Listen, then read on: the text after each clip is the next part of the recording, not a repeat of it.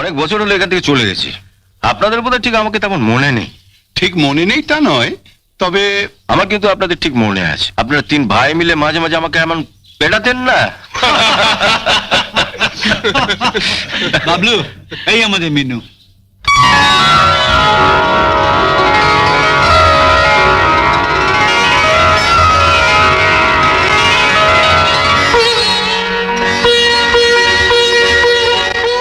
বস।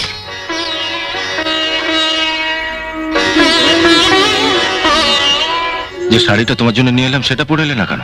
এমনি আমি এত করে বললাম, তবু এত জেদে মেয়ে না। শাড়িটা বুঝি তোমার পছন্দ হয়নি? পাগল, অত দামি শাড়ি আমার পছন্দ হয়নি বললে তো গা শুদ্ধ লোক আসবে। তবে পরলে না কেন? আর তাছাড়া সত্যি কথা বলতে কি, আমি গরিব স্কুল মাস্টারের মেয়ে, অত দামি শাড়ি পরার অভ্যেসও আমার নেই। আপনি আমার জন্য পাত্র খুঁজে দেবেন বলে দয়া করে আমায় দেখতে এসেছেন। আমি ঠিক যা তাই দেখে গেলে আপনার বোধহয় পাত্র খুঁজতে সুবিধা হয়, তাই না? কবে আপনি আমাকে দেখবার জন্য পাত্রকে নিয়ে আসবেন সেটা নিশ্চয়ই আগে থেকে বাবাকে জানাবেন। আমি আপনাকে কথা দিচ্ছি, তার আগে আমি এই শাড়ি পরাটা অভ্যেস করে ফেলবো। আর পাত্র এলে আমি শাড়িটা পরে দাঁড়িয়ে বলবো শাড়িটা আপনি আমায় দিয়েছেন। তাহলে তো আর আপনার আফসোস করার কিছু নেই, ঠিক না? বাহ, খুব সুন্দর কথা বলো তো তুমি। সুন্দর অসুন্দর জানি না, যা মনে আসে তাই বলি। যেমন আপনাকেও আমি বলে রাখি, যেদিন পাত্রপক্ষকে নিয়ে আমায় দেখতে আসবেন সেদিন কিন্তু আমি ওদের সামনে পেছন ঘুরে দেখাতে পারবো না আমার চুল কতখানি লম্বা, কিংবা নিজের চুল টেনেও দেখতে দেবো না পর চুলে পড়ে আছে কিনা। আপনার পাত্রপক্ষ যদি বলে মা একটু চলে দেখাও দেখি, আমি কিন্তু সোজা হেঁটে ঘরের বাইরে চলে যাব। আর আমি খোড়া না ল্যাংড়া তা বোঝাবার জন্য একবার সামনের দিকে আর একবার পেছন দিকে হেঁটে চলে দেখাতে পারবো না। যা দেখবার বুঝবার আপনি দেখে বুঝে নিন।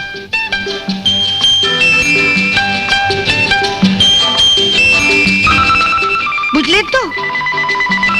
কিন্তু যারা তোমাকে বাড়ির বউ করে নিয়ে যাবে তারা তো নিশ্চয়ই চাইবে যে তাদের আজকালকার বাড়ির বউ মানে তো বাড়ির ছি, তার উপর যদি আমার মতন গরিব স্কুল মাস্টারের মেয়ে হয়।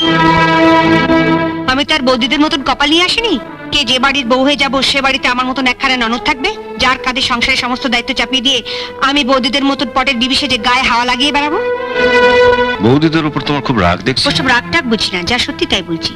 সামনেই তো আছে, জিজ্ঞেস করুন না মিথ্যে বলছি কিনা। আমি আবার কাউকে ভয়টাই পাই না। তুমি ওর কথা কিছু মনে করো না বাবা, ও মুখে যাই বলুক, মনে কিন্তু। শুনুন, আর যার কথাতেই ভুলুন, পাত্রী দেখতে এসে পাত্রীর মার কথাটা কিন্তু ভুলবেন না, তাহলেই ঠকবেন।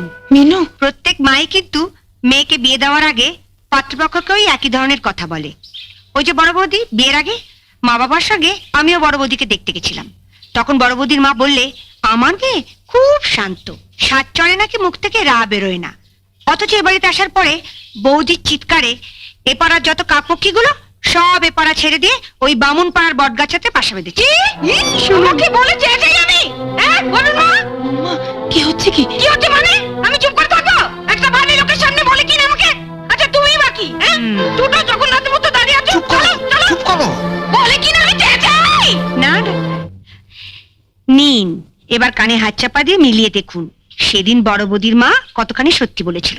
আচ্ছা, আমি তো তোমায় দেখতে এসেছি, তোমার তো উচিত ছিল ভবিষ্যতের কথা ভেবে চুপচাপ থেকে আমার কথার উত্তরগুলো ধীরে সুস্থে দেওয়া। না বাবা, আমি যা আমি তাই। এটা আবার বিয়ে হয় হবে না হয় না হবে। আমার বিধিলিপিতে যদি লেখা থাকে আজীবন এ বাড়িতে দাসীবৃত্তি করে আমায় পেট চালাতে হবে, তাহলে আপনি কেন? ভগবানের বাবা এলেও আমার পারতে যাবে। বিধিলিপি মানো না মেনে উপায় কি?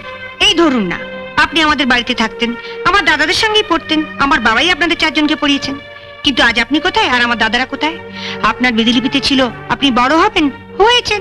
আর আমার দাদাদের বিধিলিপিতে ছিল কেরানি হবে আর যে যার বইয়ের আঁচলের তলা থাকবে।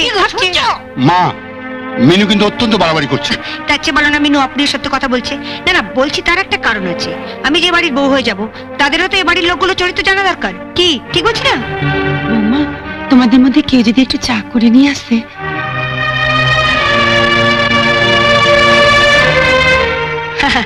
কাদের কি বলছো মা? এ বাড়িতে আসার পরেই তো বৌদিরা ভুলে গেছে ক কাপ চায় ক চামচ চিনি দিতে হবে, তাই আমিই যাচ্ছি।